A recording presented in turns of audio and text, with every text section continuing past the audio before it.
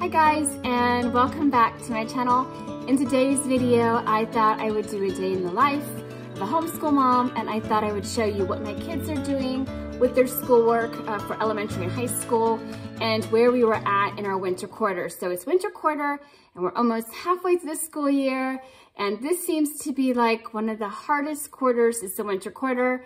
So I wanted to show you what a typical day is like for us, and here we go. So I just poured a little bit of cinnamon into my coffee because, I don't know, it just needs a little bit of something. Okay, so it's about 8:30. We're getting ready to start. And there's some breakfast that one of my kids did not take to the island. And we have a game that we got for Christmas still out. And we have Throw the Burrito was a hit this Christmas. And this is what Zion got for his birthday. He turned 12 and he got some gel pens, and he's been, so this is my kitchen table. Okay, so this is something else he got, this kid racer. And yeah, we still have a Christmas decoration there. And we are doing our schoolwork.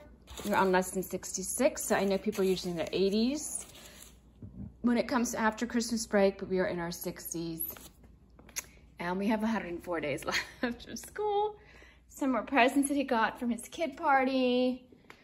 And yes, we're getting ready to start high school in here, and it is a mess. We have a telescope, some puzzles. Oh, if you guys need puzzles, these are the best for geography puzzles that I have found. And here's the high school setup. That he's got his books all here. And what we're on right now for 9th grade, or not 9th grade, 10th grade. And he's getting ready, he has a quiz. I'm trying to figure out what to make for dinner too. I'm so bad at this. I'm so bad at when it comes for dinner. I'm trying to think of what we had yesterday to eat. So yesterday we had leftover pizza. Leftover from my youngest birthday party, we had leftover pizza. And the day before that, I made some soup. And so I took my oldest to swim during the day, so we were able to have like a lighter meal in the afternoon. So in the evenings, we had like a soup thing. So if he swims, I usually try to load him up with a lot of carbs. Any kind of sports that the kids do, I try to give him like more carbs to eat than just soup. So today, I think I'm going to do some kind of chicken thing. I don't know. Maybe this is where the Chick-fil-A sauce comes in handy that they're selling at Walmart now. My kids really like the Chick-fil-A sauce. Okay, so here he is for biology, and we have a quiz today. These are the every other day quizzes, and some of his geography that he's doing, and his DVDs all laid out. So fun stuff. And there's a dog that needs tending too. So with the quizzes, it seems like once you hit high school, especially 10th grade, and you're getting towards that semester time and semester exam time, and just in general, you're going to have a quiz, or your kid's going to have a quiz probably every other day. And some of it is just what you learned yesterday. So it can get really hard. I'm trying to think of my high school. I know I didn't have a quiz every other day. I just know I didn't. I need to tell you guys, I need to do a video actually of my whole high school experience and my education experience and being homeschooled and going to public school. So I went to one of the top public schools in the United States. And then I went to one of the worst ones in the state of Ohio. So I have experience with both, but I never really had quizzes every other day when I was in high school. So it's just something that the kid, you have to get used to, and it's okay. I mean, he doesn't mind taking them. It's just like, oh, there's another quiz that we have to take, and it takes longer, and it's just like, come on, why does there have to be a quiz every other day? So if you're contemplating doing a backup for high school, prepare for the quizzes, prepare for the test. It does prepare them for future, but it's still hard, guys. So yeah. This does not look like an Abeka book, but at least we're doing some reading, right? So we're gonna get ready to start, and I'm going to turn the TV on and get him all set up, and then we'll see what's going on. So this is a day in the life of what my freezer looks like, and it's not, it's just terrible. So I'm gonna get some chicken out. That's beef. We're gonna do chicken because I kind of feel like It's a chicken. Look how much. Okay, this is $10. That's not too bad for this one, but the prices have gone up. And I'm gonna defrost this, and then we'll see maybe chicken, mashed potatoes, and some kind of a vegetable. I don't know, so I need a plate for this. I don't wanna stick it on the oven. So, put it on a plate. Then we'll let it defrost. And then I'll figure out what else to eat. Very exciting. Okay, so it's 9:10 and my oldest is doing biology, and I'm going to go help my youngest do his math. We're on percents. So we're doing percents and percentages. So I usually, can you flip your paper over, Science? So he usually does what he can do, and then he does his speed drill, and then he does what he can do. And sometimes I leave these out for him in case he needs to help memorize the fractions and the decimal equivalents. Then I'll sit down with him and go over them with him. And then he plays the beginning portion of his video. And I usually go over all the new concepts with him. So that takes about 30 minutes for me to do, and I'm going to start doing it. So here is his speed drill for lesson 66. He did it in his head, except for the bottom part. Then we did fractions and percents. And then we did the back. And then he has some homework. Show me your homework, Zion. For lesson, he's not very fond of the homework, but who is? For lesson 66, for 6th grade, that is the homework. And it's usually every other lesson that he has homework. So that's a typical 6th grade homework. He has it for today. Then we're going to start the video. And for 6th grade, for Abeka, it is Mr. How. So you can see that online. There are some videos on the Abeka website that you can preview them. But Mr. How is one of the favorites of the kids through elementary. He just is. He makes math interesting. So we will go and we will do the review portion, and then he'll introduce the new concept, and then we'll turn it off because Zion already did the sheets. While they're coming up to the board, let's talk about some of these things here. Why don't you change these to decimals? So with the videos, if they're going too fast, you can always pause it and ask your child to answer the question. That's what I always do. If they're going too fast, I can say, okay, Zion, turn it into a decimal, turn it into, and then he does it on his own. So he'll give him some extra time. So since he's already done the homework, we just fast forward the homework when he does it. So we don't need to sit there and have him explain it, because if Zion's already done it, we just fast forward it. Okay, go back to, yeah. Then he's gonna rewind. Yeah, so he's gonna rewind it to where he starts, keep going, keep going. All right, and I'll rewind it a little bit more. So he knows to rewind it when it starts going to the review. Okay. Oh, now you're going too fast. No, pause. There's so much delay. It just needs new batteries. That's just it. This Sunday. All right, the wicket. All right, so we'll wait until. All right. Okay, so it's 10 o'clock. And I'm gonna go do geometry with my oldest, and my youngest is going to pick a subject to do. He usually does all of these by himself. So he will pick one, and he will start it and complete it. Yes, Trevor. And I still have not done, I haven't done the morning dishes, so they're still here. Yeah. So the thing that's interesting about geometry is, I have to check the year, but the Abeka geometry, I think, is about 20 years old. So the guy that teaches the class is actually, or was for a time, the superintendent of Pensacola Christian Academy. And since the video is so old, I think it's probably 25 years old, one of the students in the class is actually the teacher for Algebra 1 and Algebra 2, which if you look online is Miss Shauna Smith. She's actually in the geometry class. She's probably about 16 or 17 years old. So that goes to show you how old the class is. But we get really excited when we see Shauna in the class because she's such a great algebra teacher. We really, really like her for algebra. And it's funny to see her get up and do the problems on the board for geometry. And she's got some good answers for the geometry, but I think her stronghold is really the algebra area.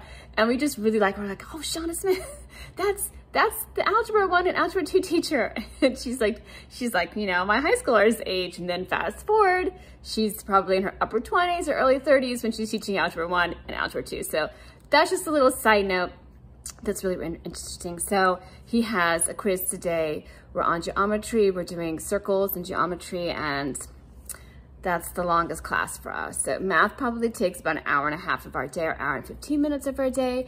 I don't try to spend too much time on geometry because I did not do a good job on it when I was a child, when I was in high school. And you know, some of it is really, really good for the geometry, but I think there's too many theorems, and there's just so many. I mean, we're over 30, and there's just no way. I, as an adult, can barely memorize them. I, as an adult, barely know. I can't really keep track of everything, plus the definitions, plus the postulates, plus the axioms. I think if they broke geometry down into more than one class, it's a lot easier. But since it's just only one class, it makes it so much harder. So yeah, geometry is hard, but I think Rebecca does a good way of presenting it. I just think there's too many theorems and too much for the children to memorize. It's just hard. So that's just a little side note about geometry. So he is going over. 2 minor arcs are unequal, then the greater minor arcs of 10 is the greater essential angle. Theorem 33, if in the same circle or congruent circles, 2 chords are equal, then the arc. Okay, so I checked on the geometry, and the geometry videos were made in 2007, so the same year that my child was born. My sophomore was born. So that means the videos are about 17 years old, which means that Shauna Smith in this video is probably 17. So when she's doing the algebra video, she is probably 34 years old. So there's Mr. Collins, and he's asking Shauna a question. You can hear her, and it's kind of interesting. You can tell us the corollary number first. Shauna, what corollary number? Corollary 35-3. What does it say? That was the one I was thinking of. The perpendicular drawn from any chord from the center bisects the chord and the arcs of the Right, center. you may remember in the last lesson it was really And this is also how it looks on DVD, the quality of the video. Sometimes it's easy to read the words, sometimes it's not. Okay, so OE bisects AD. And then I'm just going to show you really quickly what his geometry notebook looks like. CD. Because perpendicular from... So he has that he has to keep track of, and then he writes. Circle, so I thought that was kind of okay. So Zion completed Bible, and he completed history when I was with my oldest doing geometry. And let's see, his homework was to... Okay, so I'll go over this comprehension check with him, and then his skill sheet needed to be completed. And let's see, labeled the peninsula at the correct location. So it looks like he didn't write the full name. Zion, you're supposed to write the full names of these and not just the first letter. So let's see if you got them right. Alaska is correct. The Labrador is correct. Baja California, Florida, the Yucatan, and you're missing one, the Ungava. Right here. Where is the Ungava? Incorrect. I don't know, right here. Ungava, Right just here? pay attention to the videos. No, look. Ungava Oh, is it's right right there. So you need to add that in. Point to where it is. Okay. All right, so there's that. So I check and make sure he does his homework, file it away. And then what he has left at 11:30 is he has science, he has spelling, he has penmanship, language, and reading. So it's pretty a slow morning. Do you want to show them what this is, Zion? Yeah. Let me see it. So this is what he got for Christmas. It is what's it called? Squish monkey. It's a squish monkey. So this premiered on, I think, on Unspeakable. And And now look at it. Oh. Okay, so he wanted one of those for his friends, but it came too late in the mail for his friend's birthday. So like a month late. It was very, yeah. So we have a squish monkey here too. Loves it. All right, it's 36 degrees and it's freezing outside, and I don't knocked over my display, my decoration outside because it's so windy. And I don't know. So I'm about to make lunch, and I still have breakfast dishes on the counter.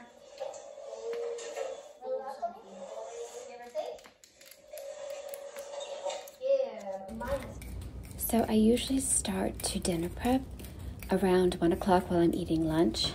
I tried to get everything cut and ready so I can have dinner ready to go by 4:15.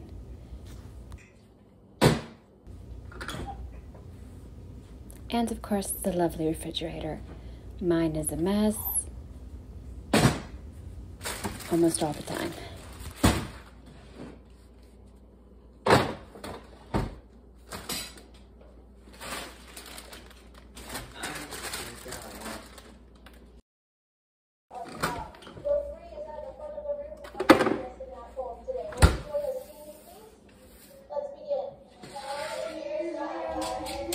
And there's the blue on my fork as proof that I have been eating cake almost all day. Okay, so it's 12:30 and it is spelling time for my elementary and grammar for my high schooler, and let's see how that is going.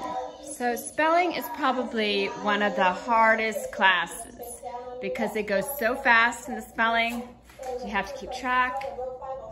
I still have my lunch here, or part of my lunch. You're missing the chips, the cake, and the peanuts, all that stuff. And I've got my dishes done. It's 12:45. I still forgot to throw this away in the trash. Piece of bread, and then I need to put my chicken away.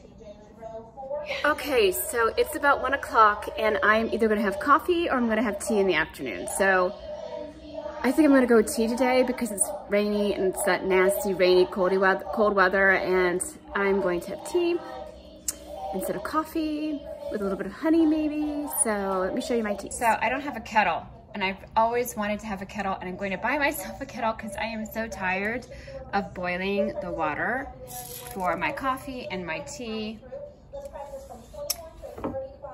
Rise and shine in the afternoon, and then my tea. No, try not to look at all this. This is just a mess. So try not to look at that. These are my teas. So I really like, let me show you which one I really like. I really like the warming chai spice. And if I have COVID, or if I have like the flu or I don't feel well, this is my go-to COVID. There's no picture, here it is. The ginger and the turmeric. This is what I use when I have sickness or COVID. And I also like this one. This one is my feel-good one, my happy one, and this is one I also use if I am sick as well. The green ginger. It's just delicious. I think I'm gonna have this one today. All right, it's 37 degrees right now, and looks like we're getting kind of a wintry mix. I don't know if you guys can see that. I do have someplace to go this evening, so it's about 1:30. Okay, so this is where my high schooler's at in grammar. They're doing positives and diagramming. He also has to do today a summary. Forgot what page it's on. He has to, let me see. Let me show you. So he has to do page 151, the summary. So he has to read the exercise and then summarize it in about 10 sentences with a topic sentence. So that's what he has to do. He has not done his research report yet. They haven't started that yet. I think that's coming up, and they blend that with the author report. And I think he's going to do William Shakespeare because he's read some Shakespeare pieces this year already, and it will just make it easier when it comes time to research it, that he already knows a little bit about the books that the author has already written. So that is that. And now we're gonna get ready for Spanish. Okay, so yesterday we actually did the wrong lesson. And then after about 27 minutes had gone through, I realized that we were on the wrong lesson. And so we backtracked a lesson. So now I'm fast forwarding to about 30 minutes. And then we'll just finish up this class today. I really like the Spanish 1 class for Abeka. A lot of people say it's hard. It is hard. The exams are probably one of the hardest versus, you know, biology and history. Geometry and Spanish are pretty hard in terms of the tests and the exams. But he is on Unit 5A. And I usually sit in this class with him so that I can learn it as well. And yeah, he's on Unit 5 right now. We're going over some of those vocabulary. He's going over conjugating verbs and asking questions and changing declaratives into interrogatives. I'm trying to see what else they've already done. Memorizing Bible passages in Spanish. A lot of vocab. So he really enjoys Spanish. It is challenging and kind of hard, but they don't make him do all of the exercises in the video. And yeah, so we're gonna go to about 30 minutes and then we'll start. So he's got a shorter Spanish class today, which is nice. Okay, so it is 3 o'clock. I have fed the animals, I've walked the dog, and now my oldest is doing history, my youngest is done, but I still need to look over his research report and make sure that's going okay. And I need to get some jeans on. I need to freshen up. I've got to get dinner ready and done. So basically we have to be done and eaten by 4:45 to get to his swimming at 5:15. So they are very, very, very strict. So you need to be on time or it's frowned upon kind of thing. So it just makes for a very, very busy next couple of hours. So let's go. Okay, so here is the library research report for your 6th grader. He has written the outline.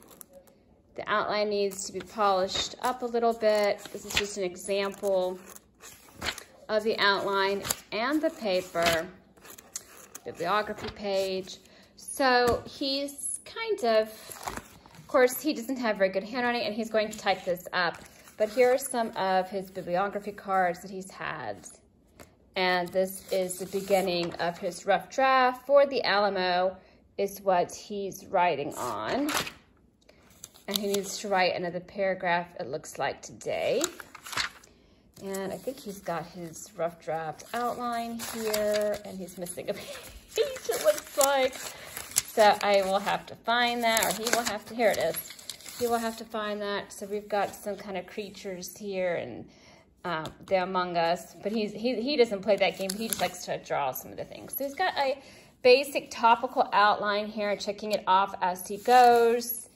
And he's got some books he's been using. So he is going to work on that. It's about 3:15. He'll probably work on that for about 15 minutes. And then he'll be done. So that is that. Okay, so I'm going to get ready to take the boys out.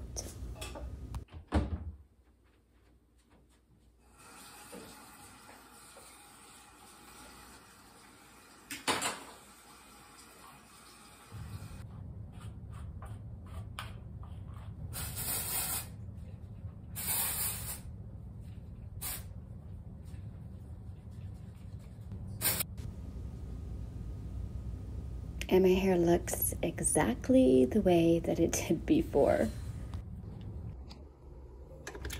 I'm going to boil the potatoes for the mashed potatoes. Add some salt.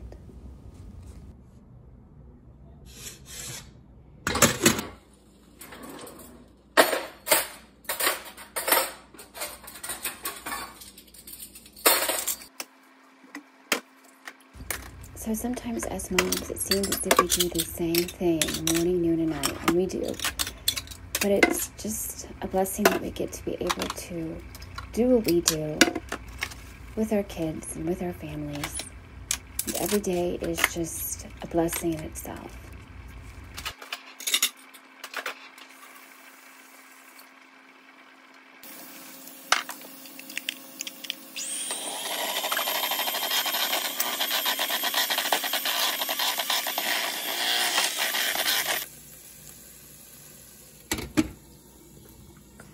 Okay, so it is 4:43. It's crunch time.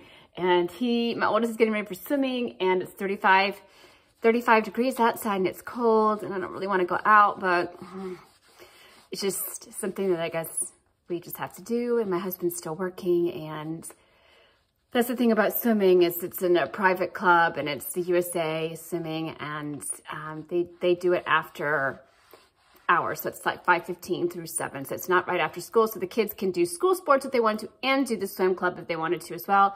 So it makes it kind of difficult in regards to like everybody being home for dinner. So that's one of the drawbacks of the swimming is that we don't get to have a lot of family time at home in the evening because he has swimming. So I decided once we had that Christmas break and it was so nice, there were no sports for anybody. Everybody was home. It was such a calm, relaxing atmosphere. I decided to have him swim 3 days a week instead of 5. And on those other 2 days, I can take him early to the pool because it's opened. And he can swim then for an hour and a half. That way in the evenings, we can still have time to be together as a family and to eat or play games or do whatever we're going to do. And because that's important as well. So that's something else to think about if you have kids that are competing in sports. Most of the sports are right after school, so they're not during dinner time. But for us, it happens to be that way. So I kind of needed to draw the line. My oldest child is he's getting older, and I'm going to miss spending time with him, and I don't want him to get worn out. So I think if he has a change up and I teach him and coach him instead of somebody else doing it, he gets one-on-one coaching, and I think it's better for him just to have those evenings, you know, that are free and relaxing those 2 nights out of the week. So we'll see how it goes. We might be back to the regular 5 days a week going at night. I don't know. But that's just how it is sometimes with families. You know, you have to just try to tweak things to have time together as a family, which is really, really important too. So here we go, off to swimming. Okay, so we are back in from swimming. It's 8:20. Just got through walking the dog, and now they're gonna have a snack. Looks like it's Captain Crunch and donuts today. I'm making an exception. So then they're gonna take their showers and go to bed after we read stories. And yeah, 8:30, an hour left. So as you can see, it's completely dark outside, and it's 8:30, and I have to come home and do the dishes. And they opted to have leftover Little Caesars from a couple of days ago with donuts, and they're foregoing the Captain Crunch. And so it's completely dark. And then we are going to get ready for bed, and then we will do a little bit, my oldest will do a little bit of homeschool homework. How fun. Okay, you guys, it's late, and my husband is still at worship practice, but I am going to go to bed, and I just wanted to say goodnight, and I just wanted to encourage you that if you're feeling down and you're feeling depressed, maybe about the new year, that you haven't done your devotionals, you haven't done what you wanted to do this new year, and that you just feel like giving up and all of that. You know, the new year, the new you, it's not scriptural based. The Bible says that God gives us new mercies every morning. So we have a chance every morning to start fresh, to start anew. So pick up that devotional. I'm still reading my Christmas devotional. And I'm still reading my Feed the Soul Keeper book.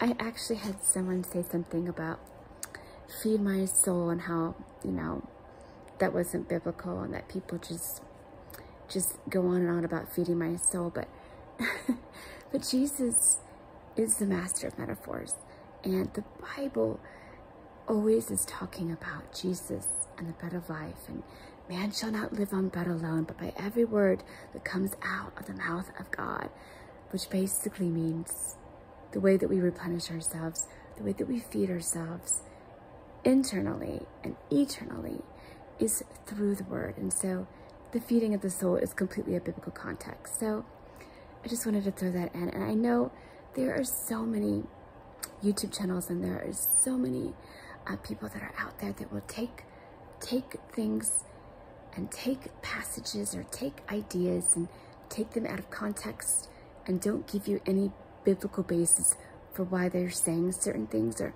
biblical verses for why they're saying things, then I just caution you to be careful what you watch when it comes in regards to the scripture. So the man should not live on bread alone. That's Matthew. That's Matthew, I think, 16 or something. But people need to back up what they're saying when they're talking about topics with scriptural verses. So just be careful about what you guys watch for. I tell that to myself as well. And I'm so grateful that you guys are here. And thank you so much for watching this video. And I will talk to you later. Okay, so just one more thing before I sign off. I wanted to link in the description box a Hillsong song that I really, really like. I know some people may not like Hillsong, and some people say don't listen to their music. They're loud, they're crazy, they're charismatic, they're all about being showy and getting views and all that kind of stuff. And I'm thinking, what did these people think about King David in the Bible, who danced before the Lord, danced before the Ark of the Covenant, and Michael, who mocked David, was actually punished and wasn't able to have children. So I like Hillsong. I don't think they're too showy. I think when it comes to worship songs, it's really between you and God and having an open heart before the Lord. And this song just makes me cry. It makes me have so much thankfulness for everything that God has done for me, how he has just saved me over and over again, how he has just helped me and my family. And we serve a powerful, beautiful God, and we serve a God who loves us beyond measure. And this song just makes me think of those things over and over, about what a great God we serve and what a beautiful name it is, the name of Jesus Christ. So I am just going to link that down below, and I hope you guys have a great night, and thank you so much for watching, and God bless.